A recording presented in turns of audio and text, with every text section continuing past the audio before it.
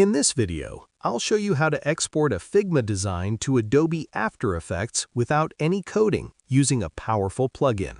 First, head over to the Figma community and search for a plugin called Convertify. Install the plugin to your Figma workspace. Once installed, open the Figma file you want to animate and select the artboard or frame you want to export.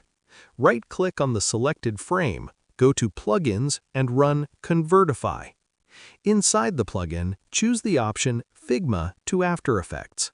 Make sure all the required boxes are checked, then click Convert at the bottom and wait a few seconds.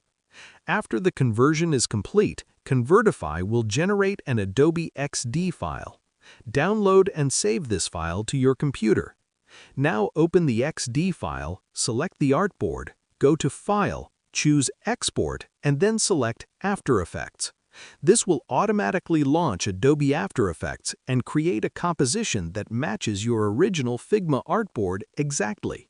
The best part is that all your text layers and shapes remain editable and perfectly positioned, so there's no need to rebuild anything or deal with messy SVG files.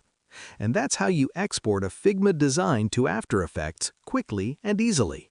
If this helped you, subscribe for more practical design tutorials.